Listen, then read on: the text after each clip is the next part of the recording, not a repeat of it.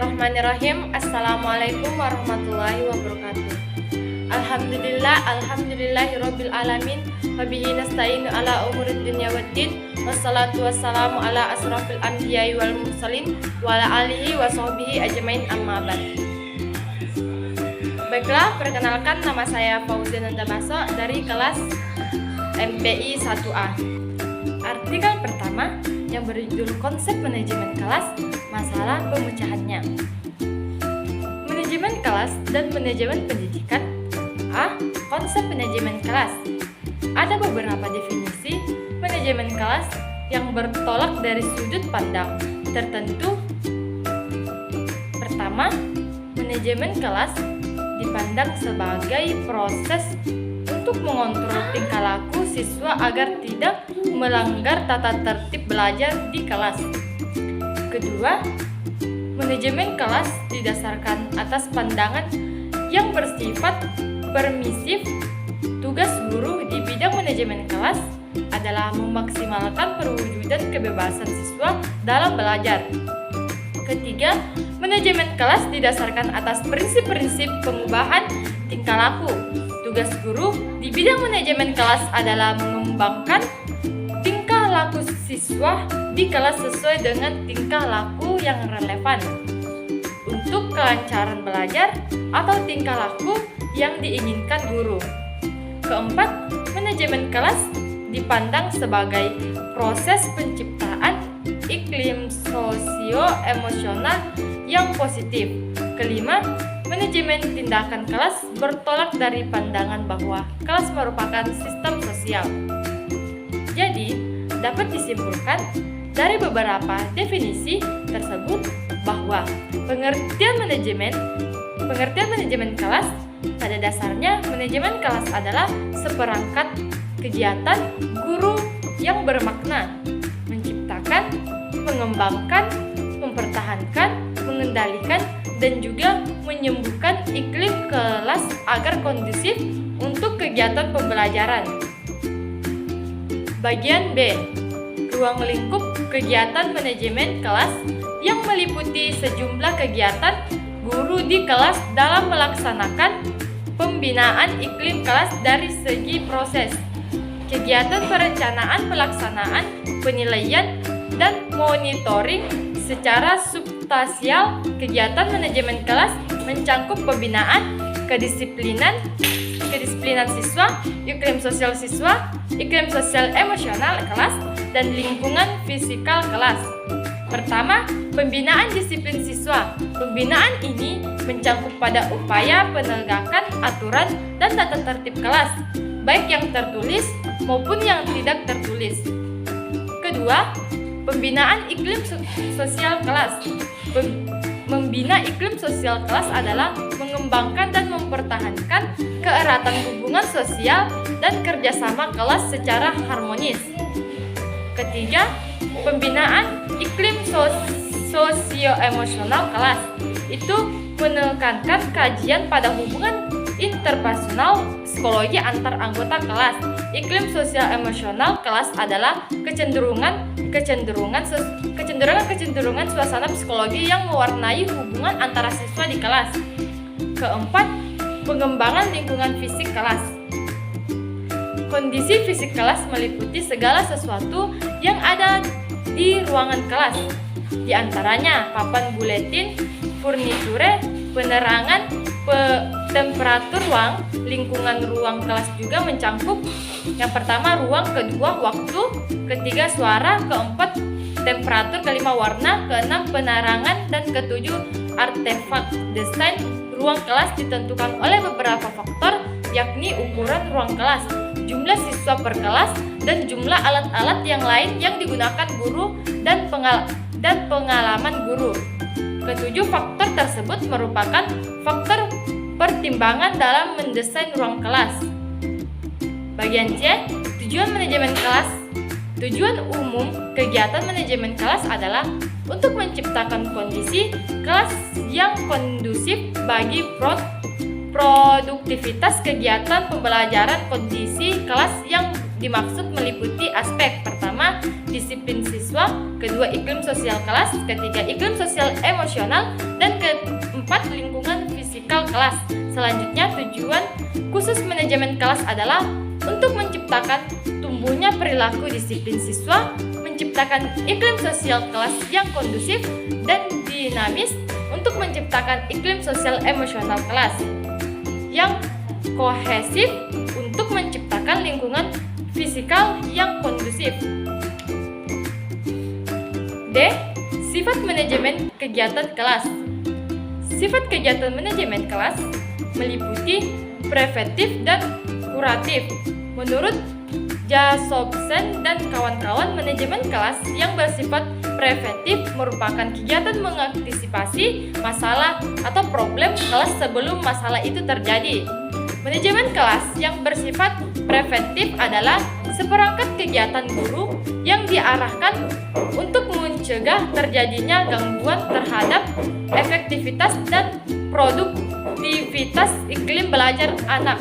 Sebaliknya, manajemen kelas yang bersifat kuratif diterapkan bila kondisi kelas mengalami kegangguan. Kuratif berarti penyembuhan, artinya manajemen kelas yang berfungsi untuk mengembalikan kondisi kelas yang tergantung pada kondisi semula. Bagian E, fungsi manajemen kelas. Fungsinya yaitu: pertama, fungsi pengembangan, kedua, pengendalian, dan ketiga, fungsi menyembuh. Dan fungsi pengembangan adalah fungsi manajemen kelas di mana secara proaktif guru merencanakan dan melaksanakan seperangkat kegiatan pembelajaran yang berlangsung dengan lancar, tertib, efektif, dan produktif. Merencanakan berarti menggali, memilih, menentukan, dan menetapkan berbagai komponen kegiatan manajemen kelas yang efektif dan produktif bagi kegiatan pembelajaran. Fungsi pengendalian adalah seperangkat kegiatan guru yang bermakna menjaga, membina, mempertahankan, dan mengendalikan kondisi kelas agar tetap efektif dan produktif bagi kegiatan pembelajaran.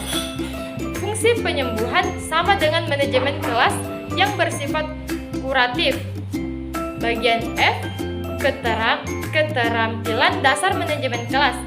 Aktualisasi proses manajemen kelas terwujud dalam perilaku guru di kelas yang mendorong tumbuhnya iklim kelas yang kondusif dan produktif. Perilaku guru dalam pembelajaran yang secara teknis dapat berpengaruh terhadap perwujudan iklim kelas meliputi 6 jenis perilaku. Yang pertama, sikap tangkap. Kedua, kemampuan dalam membagi perhatian. Ketiga, kemampuan memusatkan perhatian kelompok. Keempat, kemampuan memberi petunjuk secara jelas. Kelima, kemampuan dalam memberi penguatan. Dan keenam, kemampuan memberikan teguran. Bagian G, masalah-masalah kelas. Problem kelas yang mungkin dihadapi guru dalam kegiatan pembelajaran. Misalnya, masalah anak berbicara di kelas saat guru menerangkan masalah. Masalah anak bertengkar saat belajar berlangsung. Anak melucu di kelas. Anak tercekam emosinya, takut, tertekan, kalut, temperatur kelas yang panas, tempat duduk yang berjubel, susunan tempat duduk yang tidak cocok untuk berdiskusi, dan lain-lainnya. Kedua jenis gangguan tersebut saling berkaitan satu sama lain dan pada hakikatnya dibedakan dalam 4 kategori, yakni gangguan disiplin, iklim sosio-emosional, dan gangguan fisik. Bagian H, pemecahan masalah kelas. Dalam memecahkan masalah kelas, ada 2 pendekatan utama, yaitu pendekatan tanpa teori dan yang berdasarkan teori. Jenis pendekatan lain dalam mengatasi masalah adalah pendekatan yang berdasarkan teori yang diuraikan sebagai berikut ini. Pertama, pendekatan pengubahan tingkah laku. Pendekatan ini bertolak dari asumsi dasar bahwa tingkah laku anak terbentuk karena belajar. Oleh karena itu, perilaku yang menyimpang yang diperbuat anak pada dasarnya juga diperoleh dari belajar. Kedua, pendekatan sosio-emosional. Pendekatan ini menekankan pentingnya hubungan interpersonal Kunci sukses iklim pembelajaran adalah komunikasi antara pribadi. Untuk memecahkan masalah, guru perlu membantu anak untuk memahami ciri-ciri masalah. Ini artinya, menurut pendekatan emosional, jika ada masalah iklim pembelajaran, maka adalah siswa sendiri yang harus memecahkan, sementara guru hanya membantu. Hal penting dalam memecahkan masalah. Artikel kedua, yang pertama, konsep manajemen kelas dan implikasinya dalam pembelajaran. Pendidikan guru di Indonesia, pendekatan PGBK atau pendidikan guru berdasarkan kompetensi, berdasarkan pendidikan dan kebudayaan 1980 merumuskan 10 kemampuan yang harus dimiliki oleh seorang guru, yaitu pertama, menguasai bahan ajaran, kedua, mampu mengelola proses belajar mengajar, ketiga, mampu mengelola kelas, keempat, mampu menggunakan media atau sumber belajar, kelima, menguasai landasan pendidikan, keenam, mampu mengelola interaksi belajar mengajar, ketujuh, mampu menilai prestasi siswa dalam proses belajar mengajar, kedelapan, mampu melaksanakan program bimbingan dan penyuluhan, kesembilan, mengenal dan melaksanakan administrasi pengajaran, kesepuluh, memahami prinsip-prinsip dan menafsirkan hasil-hasil penelitian pendidikan. Bagian B, manajemen kelas dalam pembelajaran. Yang pertama, pengertian pembelajaran. Program pembelajaran adalah suatu usaha untuk membuat siswa belajar sehingga situasi tersebut merupakan peristiwa belajar effective learning, yaitu usaha untuk terjadinya perubahan tingkah laku dari siswa. Adapun pengertian pembelajaran itu sendiri adalah kombinasi yang tersusun meliputi unsur-unsur manusiawi, material, fasilitas, perlengkapan, dan prosedur yang saling mempengaruhi untuk mencapai tujuan pembelajaran.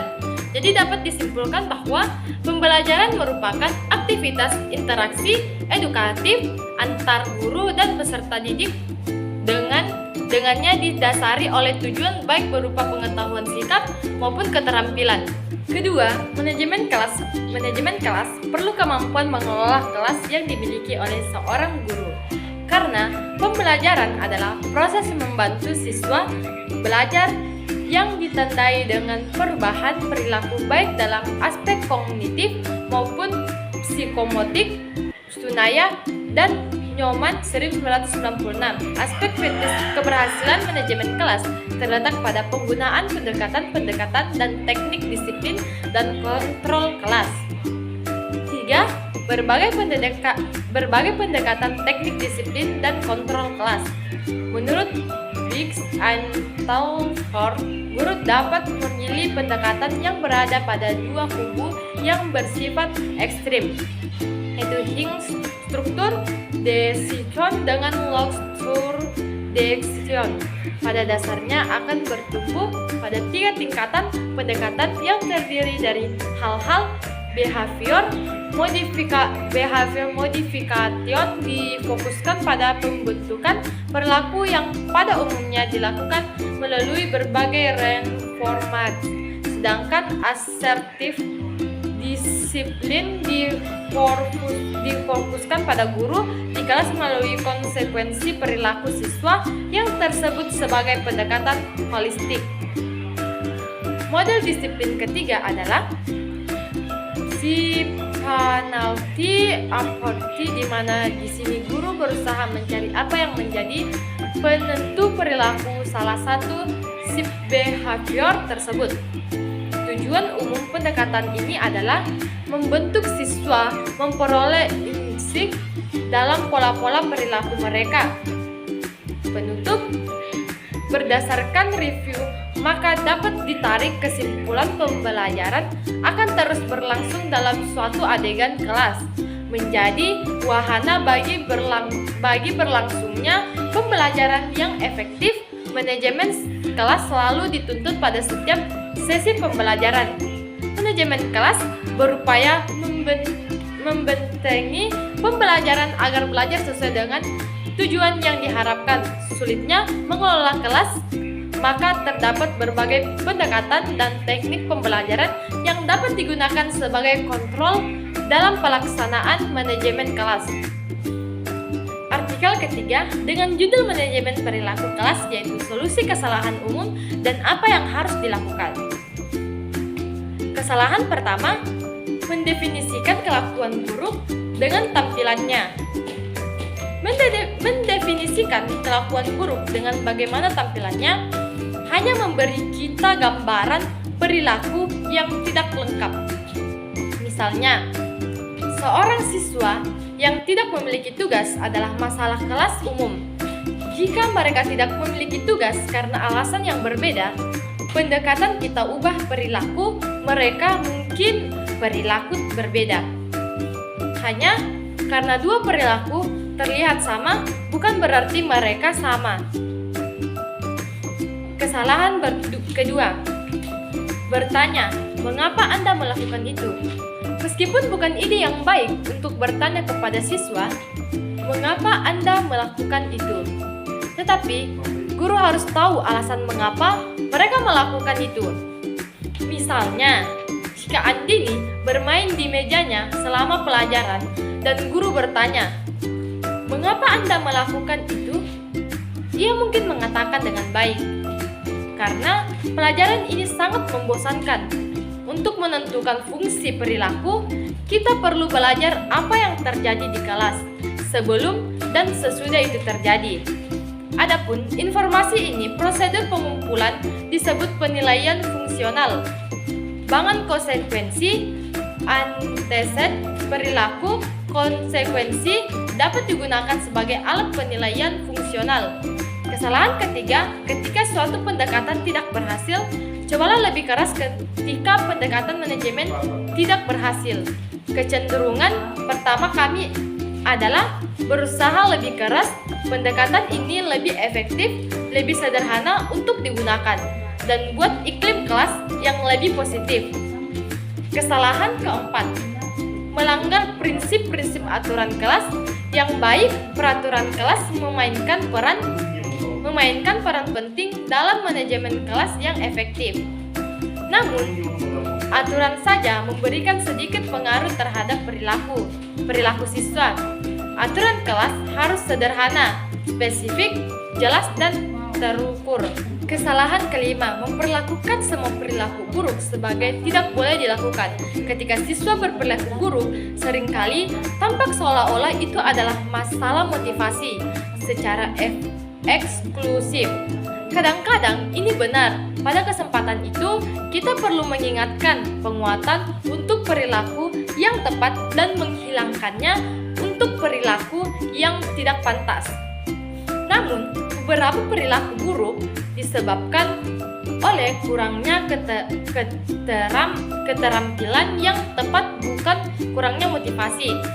Kesalahan keenam, kurangnya perencanaan waktu. Transisi tanpa perencanaan yang tepat. Transisi dapat menjadi salah satu waktu yang paling membuat frustasi dalam sehari bagi para guru. Masalah transisi dapat dikurangi secara signifikan dengan mengikuti beberapa prosedur praktis. Peran kita sebagai guru selama transisi harus memantau kinerja siswa dan untuk memuji perilaku yang tepat. Kesalahan ketujuh, mengabaikan semua atau tidak sama sekali. Kita cenderung mengabaikan untuk ekstrim dengan mengabaikan hampir semua perilaku buruk atau tidak sama sekali. Tidak ada pendekatan, apakah efektif? Sebaliknya, abaikan dengan bijak. Pertama, tidak semua perilaku harus diabaikan. Kita hanya boleh mengabaikan perilaku termotivasi untuk perhatian kita. Mengabaikan harus digunakan dalam kombinasi dengan strategi pembangunan perilaku, seperti penguatan perilaku yang tepat, mengajar perilaku pengantian, dan memperkuat teman sebaya. Kesalahan ke-8, penyalahgunaan waktu yang berlebihan terjadi ketika seorang guru menghapus siswa untuk waktu tertentu dari kesempatan untuk menerima penguatan. Hanya akan efektif jika pelajaran seni bahasa lebih merangsang daripada apa yang terjadi di aula. Yang sering terjadi, metode yang lebih baik adalah membuat pelajaran bahasa seni yang sangat merangsang dengan menggunakan pembelajaran kooperatif, kegiatan langsung dan sering merespon siswa. Kesalahan ke-9, harapan dan konsekuensi yang tidak konsisten. Harapan yang tidak konsisten menyebabkan kebingungan dan frustasi siswa. Konsekuensi yang tidak konsisten mempertahankan perilaku salah dan bahkan dapat menyebabkan perilaku lebih sering terjadi. Harapan jelas ketika mereka dapat diidentifikasi dan konsisten. Meninjau harapan dan aturan latihan membantu membangun rutinitas, meminimalkan potensi. Kesalahan ke-10, melihat diri kita sebagai satu-satunya manajer kelas. Mengelola perilaku kelas mungkin lebih menantang saat ini daripada sebelumnya. Banyaknya guru menghadapi ukuran kelas yang lebih besar, lebih banyak siswa yang datang dari stres, rumah kacau, dan peningkatan keragaman dalam kemampuan dan budaya siswa. Namun, banyak dari kita bertekad untuk mengelola kelas perilaku sendiri. Sebagai guru adalah tanggung jawab kita untuk membangun kemitraan orang tua guru yang produktif dan positif. Kesalahan ke-11, kehilangan hubungan antara instruksi dan perilaku. Kadang-kadang ada hubungan langsung antara pelajaran kami dan perilaku buruk siswa. Mungkin pelajaran kita terlalu mudah atau sulit, tidak efektif atau tidak merangsang, yang mana dapat menyebabkan perilaku buruk siswa. Sebaliknya, gunakan instruksi akademik sebagai alat manajemen perilaku. Garis pertahanan pertama dalam mengelola perilaku siswa adalah instruksi yang efektif. Kesalahan ke-12, mengambil perilaku siswa terlalu pribadi. Ketika kita mengambil perilaku siswa secara pribadi, kita cenderung kehilangan objektivitas kita, mencari perbaikan manajemen cepat yang jarang berhasil, dan menjadi kesal secara emosional yang membutuhkan waktu dan energi dari pengajaran kita. Sebaliknya, apabila kelakuan buruk siswa secara profesional bukan secara pribadi, ketika kita mengambil perilaku buruk secara profesional, kita memandang manajemen perilaku sebagai tanggung jawab kita. Kesimpulan dari artikel ini secara singkat meninjau kesalahan manajemen perilaku umum yang kita lakukan sebagai guru dan memberikan banyak strategi tentang apa yang harus dilakukan. Kami percaya saran ini akan berguna dalam konteks pengembangan dan menerapkan rencana manajemen perilaku yang komprehensif. Sama sekali tidak saran-saran ini mewakili daftar lengkap strategi yang efektif.